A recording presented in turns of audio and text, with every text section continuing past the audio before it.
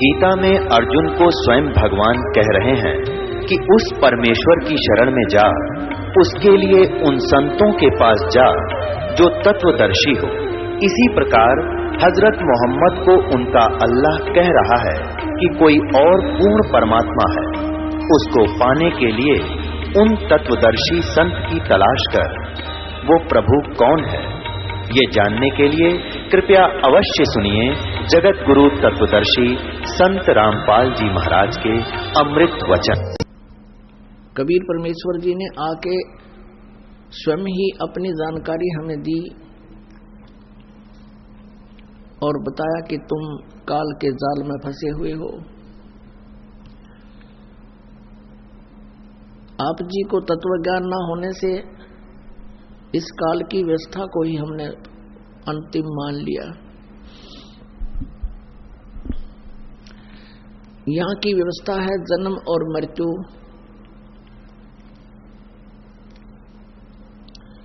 जन्म और मृत्यु, संतानों उत्पत्ति, इनकी परवरिश कर देना, फिर बच्चों की विवाह शादी कर देना, फिर परमात्मा इनको संतान दे, ये कामना करना, इनका रोजगार ठीक से ले, ये प्रार्थना भगवान से करते रहना। और जब सब बच्चों की व्यवस्था हो जाए, फिर हमारी बेसख्त मृत्यु हो जाए, हम ये सोचा करते हमारा काम पूरा हो गया। मनुष्य जीवन का हमने इतना ही कार्य कर्तव्य मान रखा था, या हमारी महाभूल थी। हमें इतना भी ज्ञान नहीं था कि परमात्मा ने जो भी मस्तिष्क में लिख दिया है, जिसको प्रारब्ध कर्म बोलते हैं, उसमें परिवर्तन नहीं हो सकता, और जो भी जिसका प्रारब्ध है वही सबको मिल रहा है और वही मिलना है। और फिर भी हम अपनी अटकलबाजी आवश्यकता से अधिक ही लगाते रहते हैं, क्योंकि हमें ये ज्ञान नहीं कि वास्तव में जो भी मिलना मिलाना है वो सबके प्रारब्ध में, किस्मत में पूर्व लिखा हुआ है। फिर भी हम ये सोचते रहे कि हमने जो किया है वही हो रहा है, हम ही कर रहे हैं।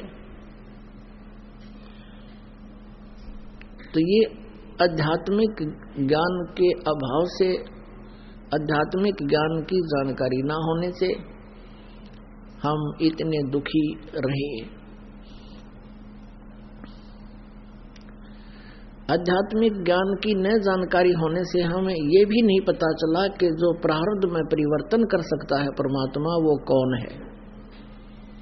जो प्रारब्ध में परिवर्तन जो करेगा वही हमें सुख दे सकता है। यदि प्रारब्ध कर्मों में किसी के दुख लिखे हैं और पाप के कारण दुख होता है, उन पापों का दंड भोगना पड़ता है और वो भोग रहा है, तो हमें ये भी नहीं मालूम था कि इस संकट के निवारण करने वाला कौन परमात्मा है। क्योंकि प्रारब्ध में परिवर्तन होए बिना सुख नहीं हो सकता।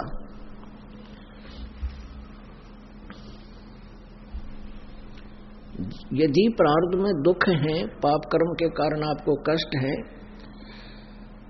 और पुण्यों से आपको सुख प्राप्त है,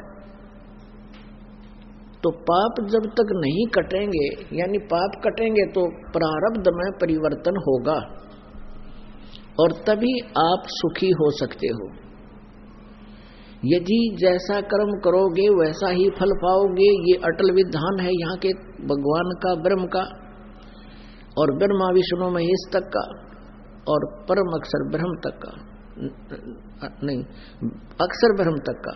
परम अक्षर ब्रह्म एक शक्ति है, वो कबीर देव है जो हमारे पाप कर्मों को काटता है, और पाप कर्मों के काटने से ही, समाप्त करने से, नाश करने से हमें सुख होता है। तो सुख हुआ तो प्रारब्ध में परिवर्तन हो गया।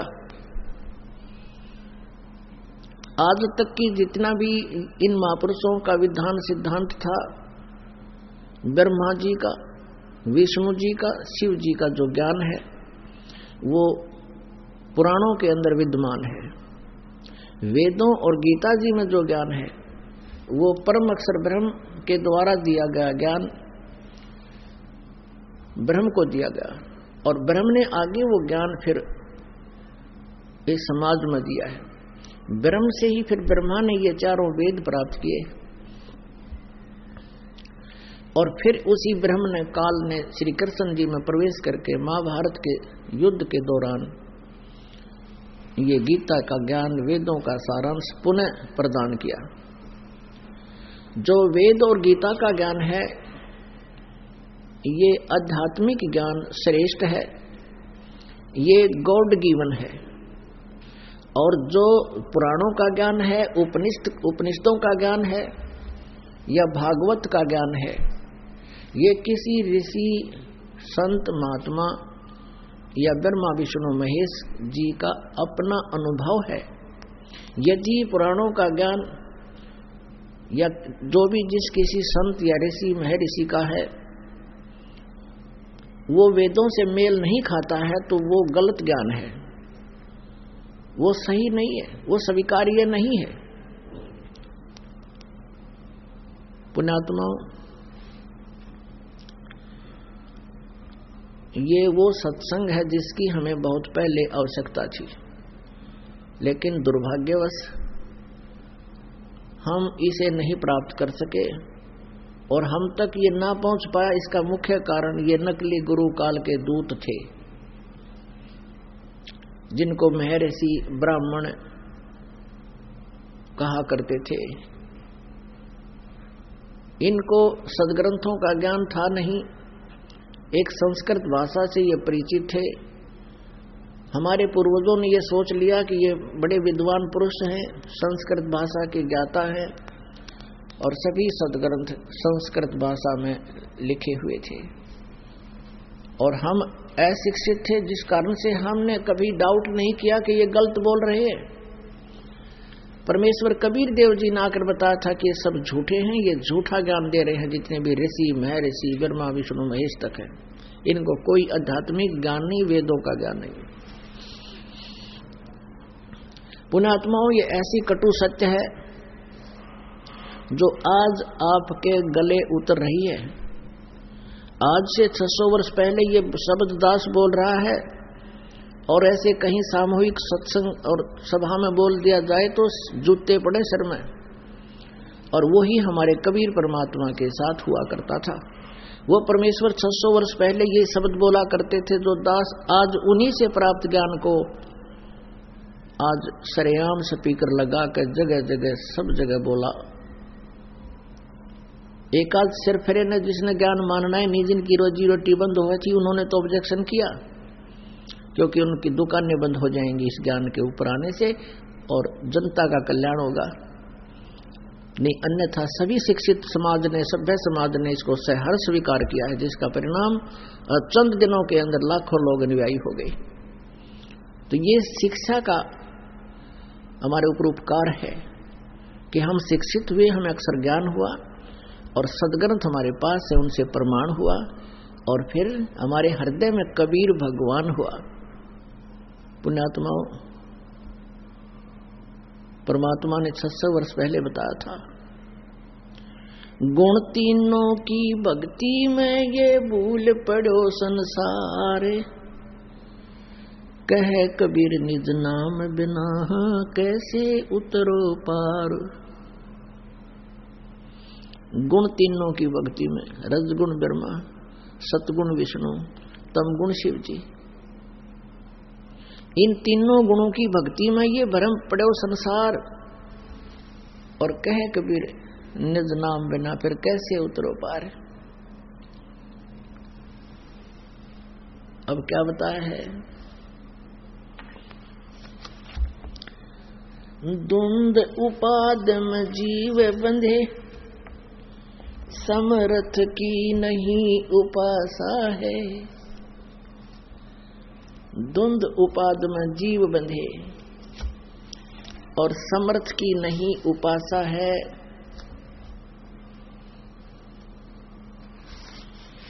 उपासा मीन पूजा। नेमी धर्मी धर्म धाम फेरे कर साध संगत को आशा है।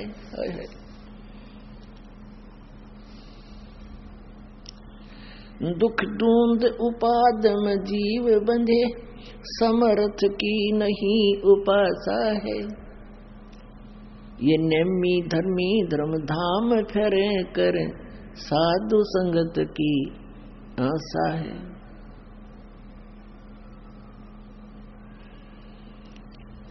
बगनी ठगनी को लूट लिए चीन्या नहीं निर्गुण रासा है।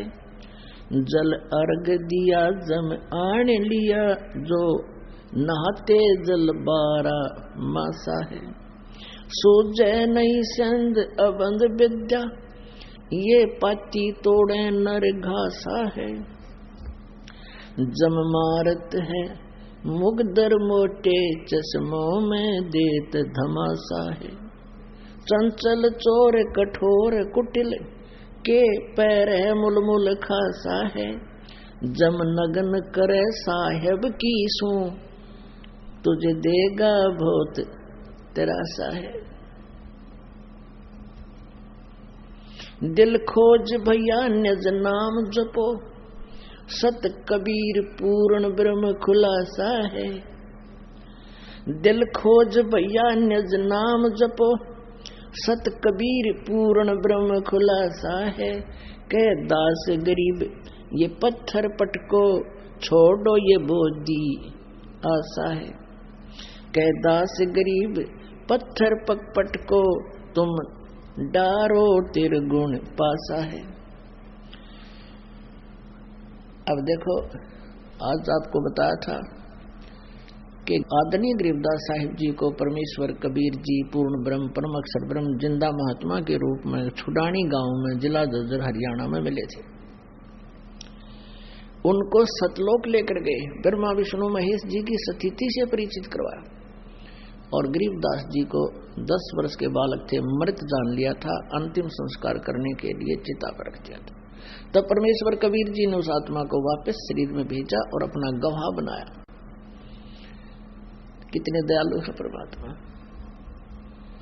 इस समय के लिए सारे परमात्मा ने पहले भूमिका बनाई थी, ये ग्राउंड बनाए थे कि आने वाले समय में मेरे बच्चे मुझे पहचान लेंगे और इनका छुटकारा हो जाएगा।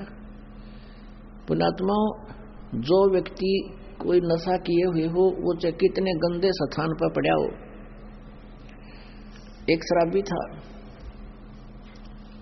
और शाम ने पी कर शराब और वो पड़ा जहां कुरड़ी होती है ना, उसके पास पड़ा और माए पेशाब कर रहा कपड़े में। तो वो उठा कर उसने ले गए। सुबह जब होश में आया ना, उसको बताया कि तू यहाँ पड़ा था रात में। ने बोला सचमुच है तेरा, आज पाछे नहीं पीऊं, और शाम ने फिर पी ली। तो कहने का भाव यह है कि आज हम जो उतने गंद हम ऐसे स्थान पर पड़े हैं, हमारे ऊपर इस काल ने त्रिगुण इंजेक्शन लाके इन पर नशा बना रखे।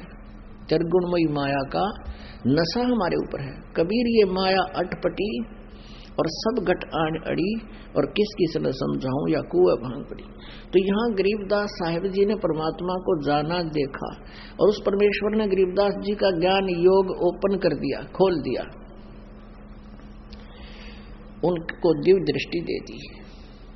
उसके बाद आंखों देखा हुआ ज्ञान और परमेश्वर से प्राप्त वो तत्व ज्ञान कैसे बताया है कि दुख द्वंद उपादम जीव बंधे समर्थ की नहीं उपासा है। दुख द्वंद में, द्वंद माने अंधाधुंध, देखम देखा भक्ति कर रहे हैं और उपाद है ये, यस भक्ति नहीं है, ये बकवाद है।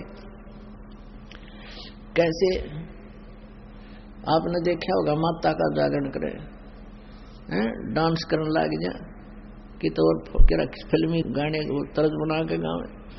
पुण्यात्माओं, ये दास जो आपको परमात्मा की वाणी गा कर सुना रहा है, ये गा नहीं रहा, ये रो रहा है। ये गाना नहीं, ये रोना है। जहां तबले तुबले बाजे सारंगी और ये हारमोनियम वगैरह बांध के बकवाद करे, वो गाना होता है। ये तो भगवान जैसे किसी का कोई भयंकर चोट लाग जाए, जैसे किसी का पुत्र मर जाता है तो हम माई रोया करे, वह रोती भी है और गाती भी है, लेकिन वो गा नहीं रही, वो रो रही है। तो यहाँ क्या बता रहे हैं गरीबदास साहिब जी?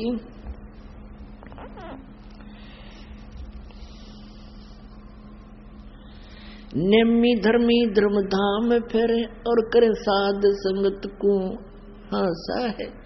ये नेमी धर्मी और धर्म धामों पर जाते हैं, तीर्थों पर जाते हैं, कोई जैसे अमरनाथ पर जाते हैं, कोई हरिद्वार में कावड़ लेने जाते हैं, और कहते हैं संत साधुओं की वो मजाक बनाते हैं, हंसी करें, ताकि ये सब इन्होंने सारी सब कुछ छोड़ दिया, ना किधर तीर्थ पर जाते, ना किसी मंदिर मूर्ति की पूजा करते, हमारी तो हंसी करते हैं। और स्वयं ये दुख दूंद उपाद में जीव बंधे, जो दुख का मूल है वो साधनाएं कर रहे हैं। श्रीमद् भगवत गीता अध्याय नंबर 16 के श्लोक नंबर 23-24 में स्पष्ट किया है कि जो शास्त्र विधि को त्याग कर मनमाना आचरण करते हैं, मनमानी पूजाएं साधनाएं करते हैं, उनकी न तो गति होती है, न उनकी कोई सिद्धि होती है, और न ही उनको कोई सुख होता है। यूजलेस, व्यर्थ। फिर गीता जी अध्याय नंबर 16 के श्लोक 24 में तुरंत कहा है कि इससे तेरे लिए अर्जुन कर्तव्य और अकर्तव्य की व्यवस्था में कौन सी साधना कर्म करने चाहिए, कौन से ना करने चाहिए, उनके लिए शास्त्र ही प्रमाण है। किसी की दंत कथा को मत सुनना, जो सदग्रंथ बताएं वही मानना। अब सदग्रंथ कौन से हैं?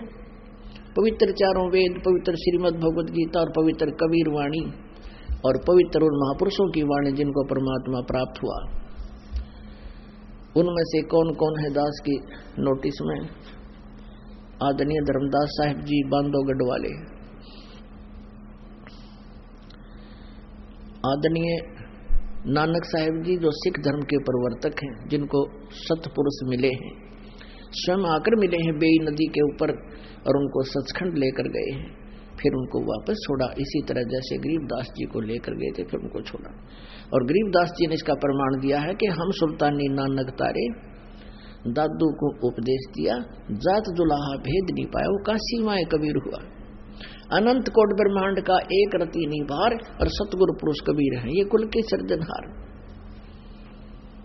सबके सृजनहार वो कबीर परमेश्वर है, जो काशी में दुलाहा जाति में, धानक जाति में प्रकट हुए थे, आए थे। तो क्या बताते हैं? नेमी धर्मी धर्म धाम फिरे। पुण्यात्मा, हम ज्यादा भावुक हैं, श्रद्धालु आत्माएं हैं। जब से ये दास इस परमेश्वर के चरणों में आया है सन 1988 से, उसके बाद कई ऐसी घटनाएं पेपरों में, समाचार पत्रों में, टेलीविजनों पर सुनने को मिली, देखने को मिली।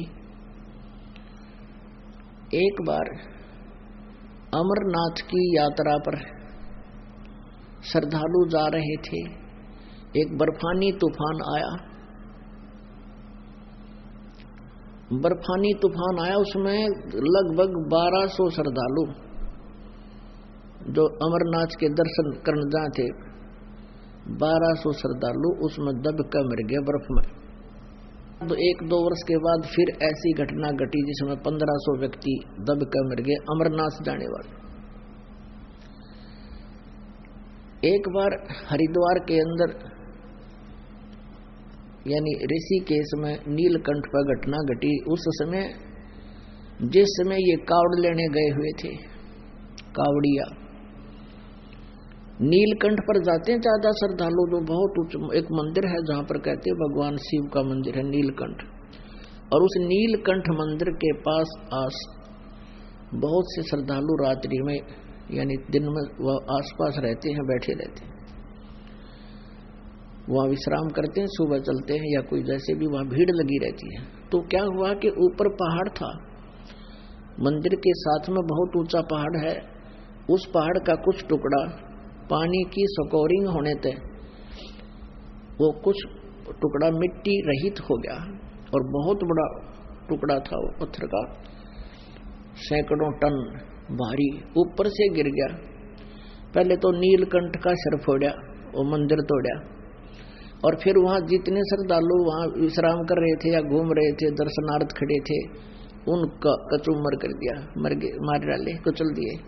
फिर वो ऐसे रोलर की तरह गिरड़ के चल पड़ा, लुढ़कना शुरू हो गया, क्योंकि वहां ऐसे चढ़ाई है, ऐसे चढ़ाई है,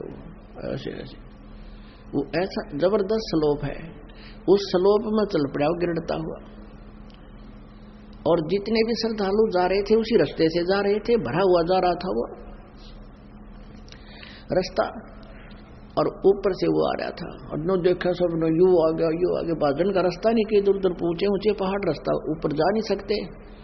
जो भी उनके बीच में उसके नीचे आगे रोलर की तरह कुचल डाले, और पीछे नीचे वालों को जिन्होंने देखा कि पहाड़ टूट गया और गिरता ऐसे लुढ़कता हुआ आ रहा, वो पीछे भाग लिए। पता लगता गया भागते गए, पता लगता गया भागते गए, जितने उसके नीचे आ गए वो मारे गए। ऋषिकेश में एक ओवर ब्रिज है, फ्लोटिंग पुल है, जिसको लक्ष्मण झूला बोलते हैं शायद। उसमें भी श्रद्धालु जा रहे थे, वो भरा था कति पूरा का पूरा, और नीलकंठ के लिए जा रहे थे सुबह सुबह। उधर से लोग भागे आ रहे थे, और वो लगभग 1-1.5 किलोमीटर लंबा है वो पुल, लक्ष्मण झूला। तो उसमें क्या हुआ कि इधर से जाने वाले तो बाहर से जा रहे थे, उधर से भागे वापस आ रहे थे, उसमें प्रवेश हो गए, दोनों बीच में बैठ गए। सामने वापस भागे आ रहे थे, वो कह रहे हैं कि पहाड़ टूट गया, इसलिए भगदड़ मच रही है। पीछे वाला ने सुन लिया कि पुल टूट गया जिस पर हम खड़े हैं।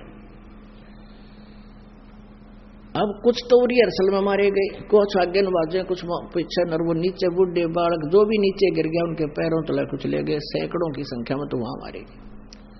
कुछ एक ने कोई और विकल्प ना दिखा कि पुल टूट गया, सारे डूबेंगे दबेंगे, वो गंगा में कूद गए जान बचाने के लिए। और वहां गंगा इतने जबरदस्त स्वभाव है, तो कोई इतना तरह को जान तो मारे दे, जोटे तोड़ दे, वहां तो कुछ वहां मर गए। लगभग उसमें समय 2500 इन तमोगुण उपासक, शिव जी के उपासक कावड़िया के मरने के समाचार आए थे। एक बार नैना देवी में बताओ है कि कितने मर गए थे, गिनती है कोई ना 250 से 300 से 1000 की संख्या में थे मनसा देवी में। और पुण्यात्माओं यहाँ क्या बताते हैं, नेमी धर्मी धर्म धाम फेरे, कर साध संगत को आसा है, द्वंद उपाद में जीव बंधे, समरथ की नहीं उपासा है। फिर क्या बताते हैं,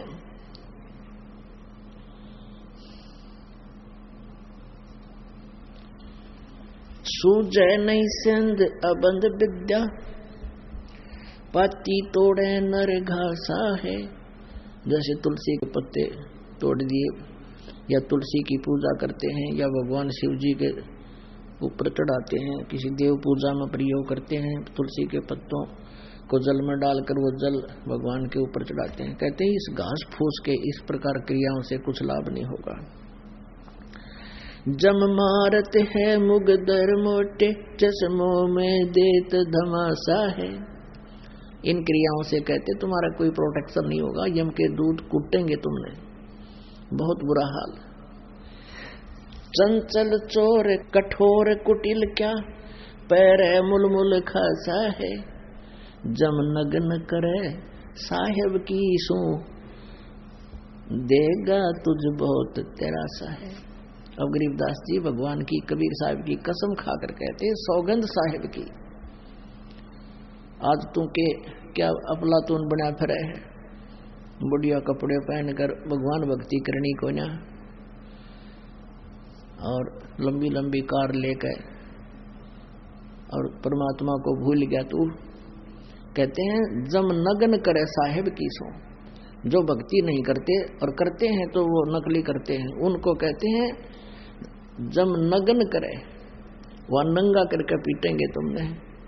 साहेब की सो, तुम्हें देगा बहुत तिरासा है, तुम्हें बहुत दुखी करेगा। अपने आत्माओं, इन महापुरुषों ने क्या आवश्यकता थी ये बातें कहने की। जैसे गरीबदास जी महाराज हैं, ये किसान परिवार में जन्मे थे और इनके घर में किसी चीज की कमी नहीं थी। 1400 एकड़ जमीन थी, आज से 250 वर्ष थी, 300 वर्ष पहले। और बहुत से लोग उनका नौकर रहा करते थे, खेतों में मजदूरी करते थे। ये सोचें कि गरीबदास जी ने किसी रोजी रोटी के लिए ये इतनी वाणी बोली होंगी दुनिया को ठगने के लिए, ऐसा भी नहीं कह सकते, क्योंकि वो संपन्न परिवार में जन्मे थे। और वो ये कह रहे हैं कि जम नगन करे साहेब की सो, तुझे देगा बहुत तिरासा है। दिल खोज भैया निज नाम जपो, सत कबीर पूर्ण ब्रह्म खुलासा है।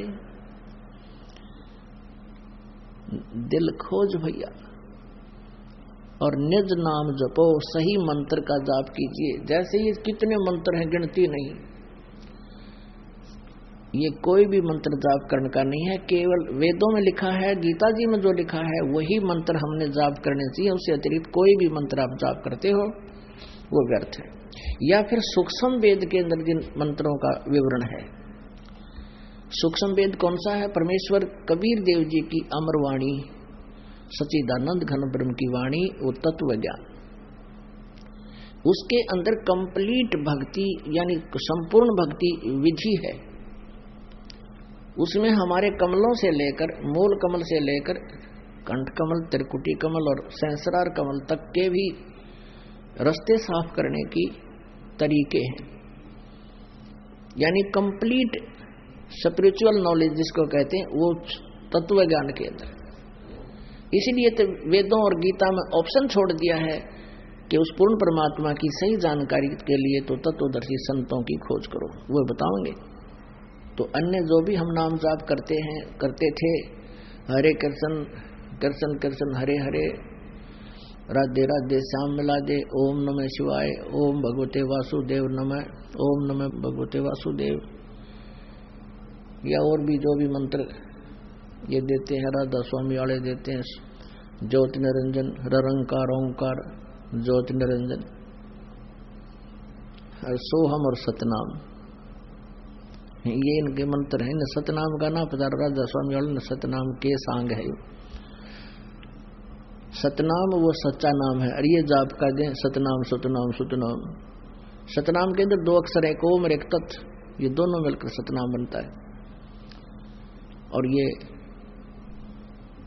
ज्योति निरंजन, ओंकार, रंकार, ये तीनों काल के मंत्र।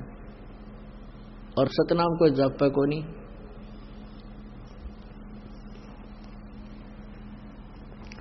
तो इस तरह के जो मंत्र हम जाप करते थे, नाम बिना बात बना नहीं, नाम से मोक्ष होगा। क्रियाएं अलग चीज हैं। जैसे क्रियाएं कौन सी हैं? जैसे हम 500 यज्ञ आपसे करवाते हैं, 5 यज्ञ। एक यज्ञ है धर्म की, दूसरी यज्ञ है ध्यान, और तीसरी यज्ञ हवन की, चौथी यज्ञ प्रणाम, और 5वीं यज्ञ है ज्ञान की, तत्व ज्ञान की। तो इन 500 यज्ञ ये क्रियाएं, एक यज्ञ है धर्म की, जैसे आप जी दान करते हैं पैसे, उनसे सेट बनाए जाते हैं, मैट लाए जाते हैं, रजाई आपके लिए बनवाई जाती है, पंखे लगाए जाते हैं, बिजली की लाइट की व्यवस्था की जाती है, भोजन भंडारे का व्यवस्था की जाती है। ये धर्म यज्ञ है। और एक यज्ञ है धर्म की, दूसरी यज्ञ है ध्यान। आप जी को तत्व ज्ञान सुनाया जाता है। जितनी देर आप आश्रम में रहते हो आपका मेडिटेशन होता रहता है। हमारा सहज समाधि है, मालिक की याद बनी रहना, वो उसका ध्यान कहलाता है। और आप सत्संग में आने के लिए अपने कार्य की व्यवस्था 3-4 दिन, हफ्ता पहले करना शुरू कर देते हो, वो भी आपका मेडिटेशन होता है। भगवान के लिए ही आप चिंतित होते हैं। और तीसरी यज्ञ हवन की, जैसे यहाँ पर देसी घी यानी गाय और भैंस के घी से ज्योति जलाई जाती है। यहाँ पर लगभग आज वर्तमान में 3 क्विंटल घी का हवन होगा 3 दिन में। और वो विधि कितनी सिंपल है, परमेश्वर ने बताई है। एक रुई की जोत बना लो, घी डाल दो, उसमें घी डालते रहो, ना कोई प्रदूषण बढ़े। जैसे हवन करते थे वो व्यक्ति पहले, ये ऋषि नकली साधनाएं करने वाले, 10 किलो घी अगर कहीं सवा करना होता, हवन करना होता, तो कम से कम 2 किलो लाकड़ी गेल सवा करें थे, उसका कार्बन डाइऑक्साइड साथ बने था।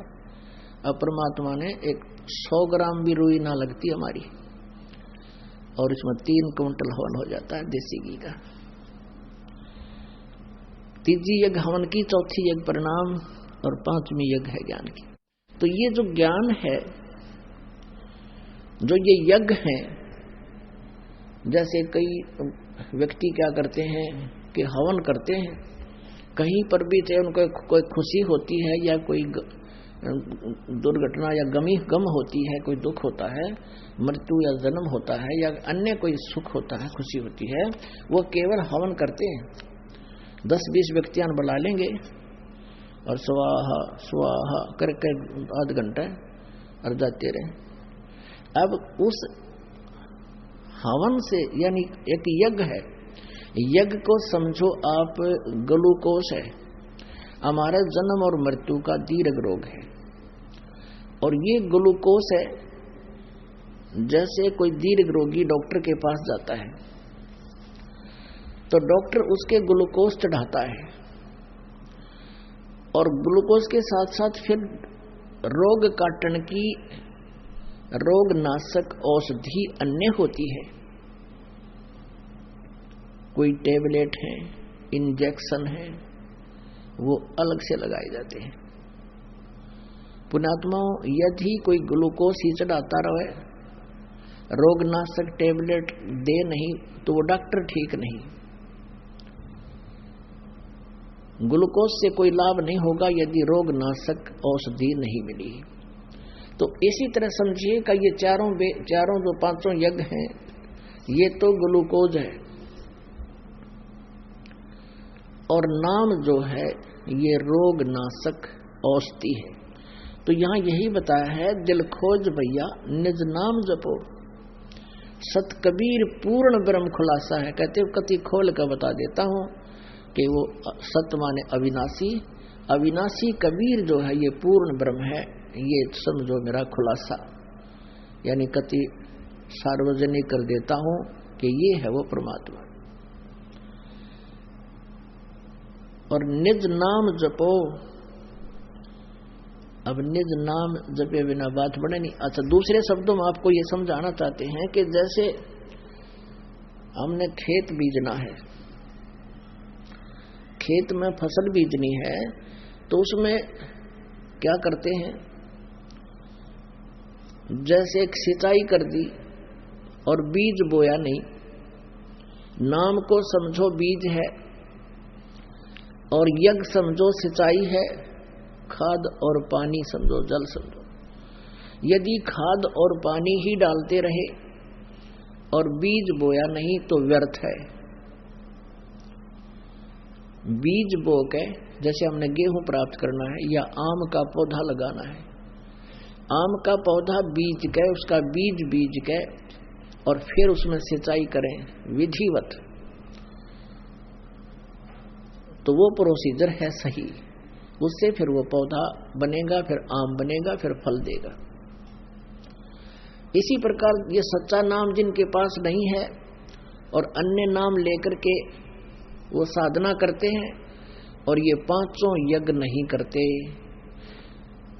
पहले तो उनका बीज गलत, क्योंकि आम के स्थान पर बबूल बो रखी है, उन्हें बीज रखी है। आम समझो ये 3 मंत्र का नाम ओम तत्सत, और बबूल समझो इनको छोड़ देकर अन्य जो भी जाप हैं वो सभी बबूल हैं। और जैसे कोई सिद्धियां प्राप्त करने के लिए जो साधनाएं कठिन तप करते हैं, वो समझो भांग बो रहे हैं, वह भांग बीज रहे हैं, आम नहीं, गेहूं नहीं बीज रखा उन्होंने। यानी सत साधना, सतनाम, सच्चा नाम नहीं है, सही मंत्र नहीं है, वो साधना करते हैं तो वो व्यर्थ है। अकाल मूर्त, शब्द स्वरूपी राम, सतपुरुष, ये धन धन सतगुरु सच्चा सौदा वाले देते हैं सिरसा वाले। उसी में से एक ब्रांच निकली है जगमालवाणी में, वो केवल एक ही नाम देते हैं, धन धन सतगुरु तेरा ही आसरा, बस ये जपे जाओ। ये तो खिलौने दे रखे हैं आपको, खिलौने, आपका जीवन व्यर्थ किया जा रहा है। तो पुण्यात्माओं, जब तक हम सत साधना नहीं करेंगे हमें वो उपलब्धि नहीं हो सकती जिसके लिए हम प्रयत्नशील हैं। तो उसके लिए आप जी को परमात्मा ने अब कृपा की है, ये पूरा ज्ञान आपके सामने रूबरू करा दिया है, सभी सदग्रंथों में प्रमाण बताए हैं। अब आप जी को बताते हैं कि हम क्या साधना करते थे और परमात्मा ने उस भक्ति को मना किया हुआ है। परमात्मा ने कहा है कि गुण तीनों की भक्ति में ये भूल पड़ो संसार, कहे कबीर निज नाम बिना कैसे उतरो पार। कबीर इस संसार को समझाऊं कै बार, ये पूछ पकड़ के बेड़ की ही उतरा चावे पार।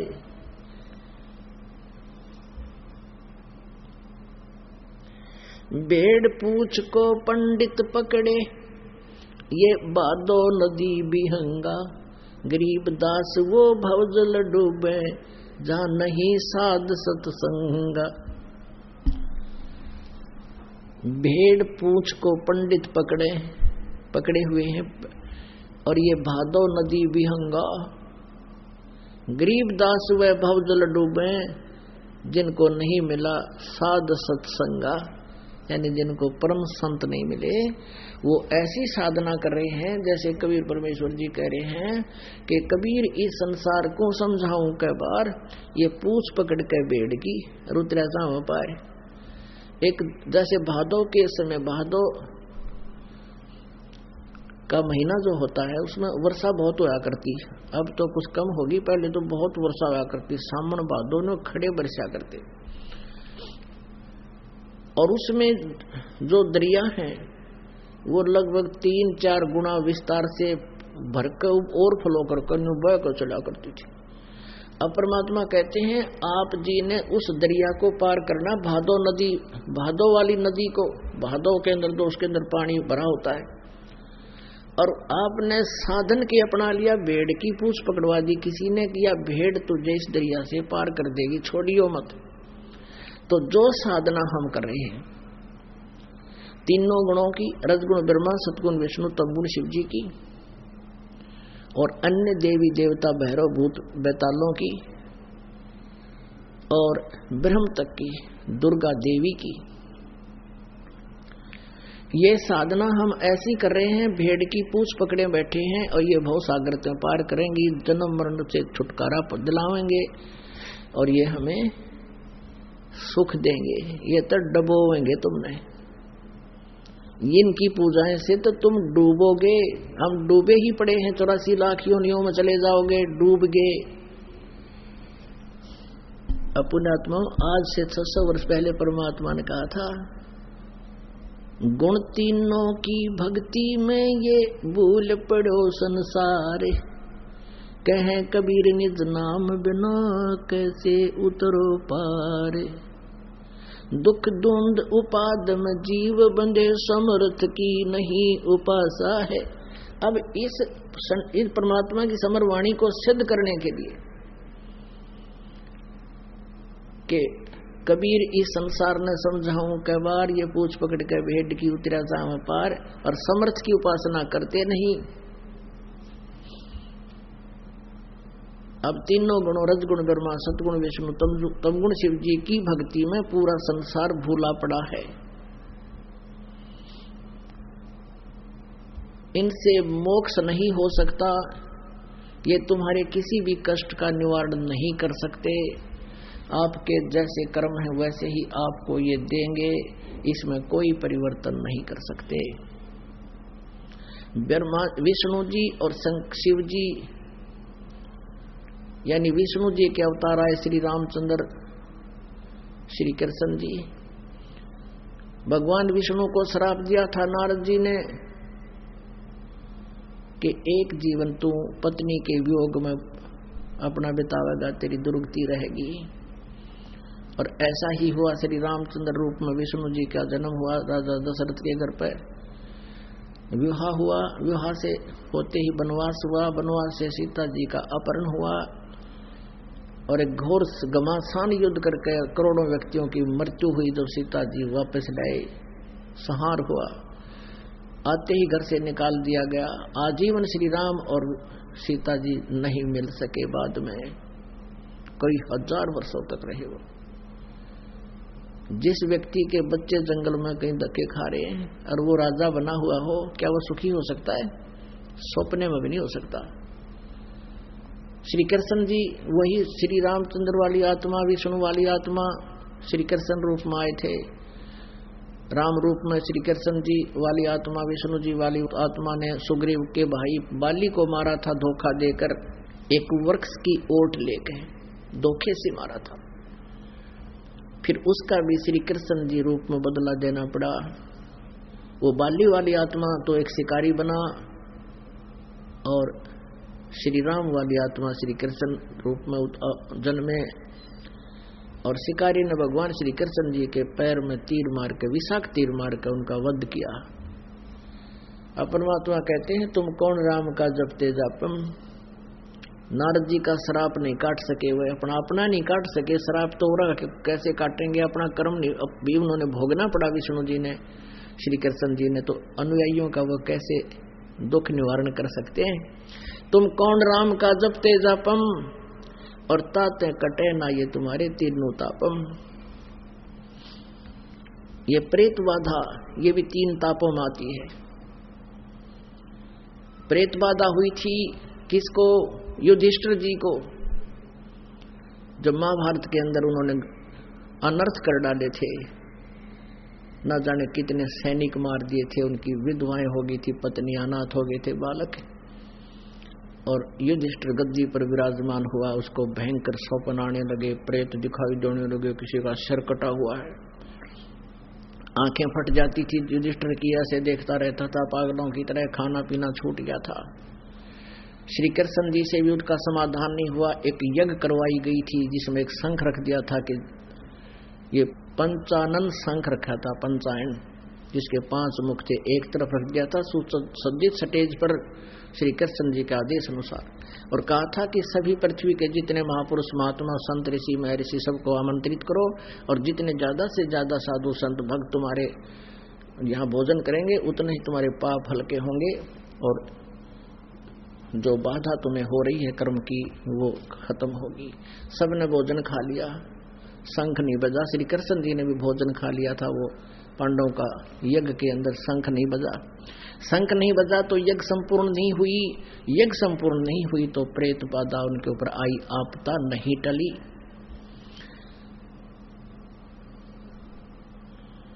अब क्या बताते हैं? 33 कोट यज्ञ में आए वो 88 सारे, 12 कोट वेद के वक्ता, सुपच का शंख बजारे।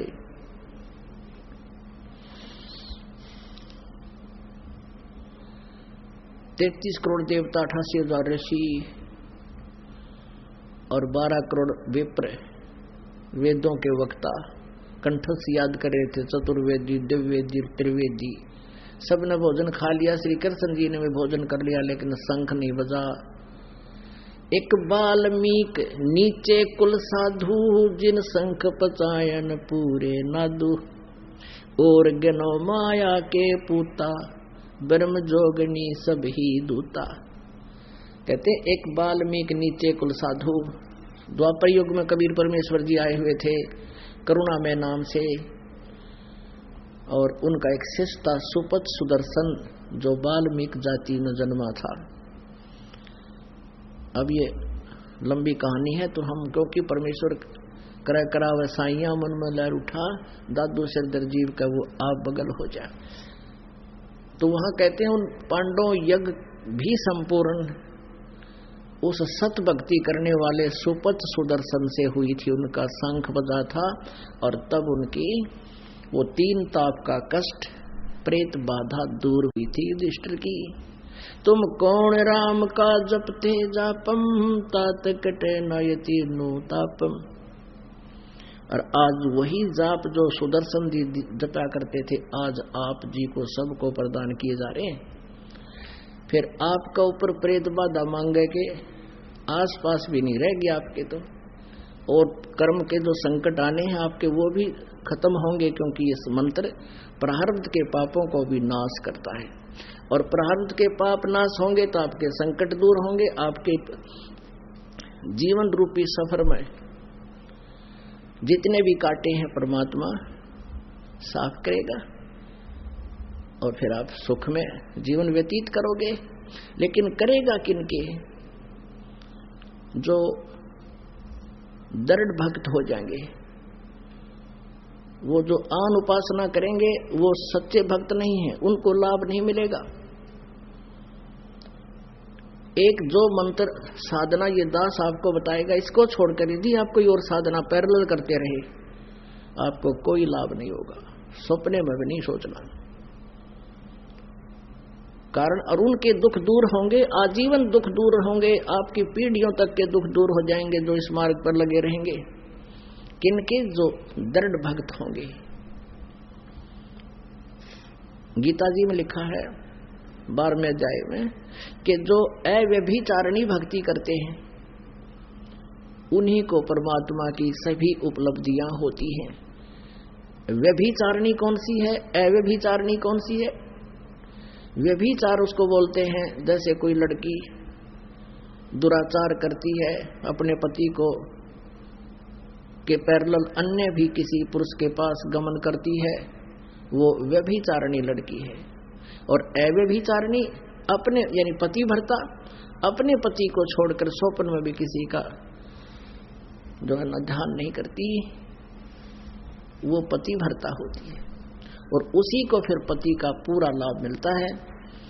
अब क्या बताते हैं कि हमने पति भर्ता पद पर आना है, अभी तक हम व्यभिचारिणी भक्ति कर रहे थे, कितब भैरव का घास जोड़ा थे, आप करियो दया, कितब भूता की पूजा करे थे, कितब को बाबा गिरी फलाना उड़द मर रहा है उसकी मड़ी ने पूजा करते हैं, कभी किसी न कभी कहीं। तो ये हम व्यभिचारिणी भक्ति कर रहे थे। अपने आत्माओं जैसे हम आप जी को जो साधना देते हैं वो इन कमलों के जो प्रधान है, हमारे कमल बने हुए शरीर की रीढ़ की हड्डी के बैक साइड में, इन सभी भगवानों के मूल कमल में गणेश जी यानी गुदा के से ऊपर 2 उंगल ऊपर रीढ़ की हड्डी के अंदर की साइड में मूल कमल है, जिसमें गणेश जी का चैनल है। समझो गणेश जी का लोक तो इस ब्रह्मांड में कहीं और है, उसमें हो रही गतिविधि इस मूल कमल के अंदर दृष्टिगोचर होती है, जिनका ये कमल ओपन हो जाता है, खुल जाता है। इससे ऊपर ब्रह्मा जी का कमल है, सावित्री ब्रह्मा जी रहते हैं 2 उंगल ऊपर अंदर की तरफ, रीढ़ की हड्डी ये बैकबोन जो हमारी है इसके अंदर बैक अंदर की साइड में नीचे से 2 उंगल फिर 2 उंगल ऊपर वहां ब्रह्मा और सावित्री का कमल है। उसके बाद नाभि कमल, ये सुंडी बोलना जिसने देसी भाषा में, इसके पीछे रीढ़ की हड्डी के चिपका हुआ ये एक कमल है जिसको नाभि कमल बोलते हैं। उसमें विष्णु और लक्ष्मी जी का वास है। फिर हृदय कमल ये दोनों सतनों के यहाँ सामने इसके बैक साइड में रीढ़ की हड्डी के अंदर की तरफ उसके चिपका हुआ एक कमल है, जिसमें पार्वती और शिव जी का कमल है, यानी उनका यहाँ बैरियर है। ये बैरीगेट समझ लो, बैरियर ला रखे हैं। और फिर ये कंठ कमल यहाँ नहीं, ये पीछे इसके बैक में जहाँ रीढ़ की हड्डी थोड़ी सी यहाँ बैंड होती है, कुछ फैल जाती है, यहाँ पर ये दुर्गा का कमल है। अष्टकमल दल बोलते हैं इसको, देवी का जो है ना चैनल है। इसके आगे फिर यहाँ त्रिकुटी, यहाँ नहीं है, यहाँ बैक में है, यहाँ त्रिकुटी कमल है। और फिर ये सहस्रार कमल है, जैसे ये चोटी रखा करते हैं ना हिंदू रखते हैं, ये चोटी सब जो सहस्रार कमल का पहचान होती थी, इसके नीचे है, इस खोपड़े से काफी नीचे है, वो अलग से आंतड़ियां सी बनी है, 1000 छोटी छोटी पत्तियों जैसी, वो जैसे ये टेप रिकॉर्डर देखा हो ना, उसके अंदर छोटे छोटे टांके से ला रखे होते हैं, ऐसी व्यवस्था। तो हम आप जी को सबसे पहले अब दास जो प्रमाण देने जा रहा है, आपको ये भ्रम पैदा हो जाता है कि एक तरफ तो ये कह रहे हैं तीनों गुणों ब्रह्मा विष्णु महेश की पूजा कतई नहीं करनी चाहिए, और फिर दूसरी तरफ ये उन्हीं के मंत्र प्रारंभ में दिए जाते हैं, पुण्यात्माओं ये इनकी पूजा नहीं है, इनसे लाभ लेने का, इनसे हमने जो लाभ लेना है, इनका जो ऋण हमारे ऊपर है उसको उतारना है। अब हमने किसी का ऋण दे रखा है, लोन ले रखा है, तो हम उसका ऋण देंगे, आदर सत्कार उसका करेंगे, नमस्कार करेंगे तो वो खुश रहेगा, तो वो हमारा कोई शत्रु नहीं है।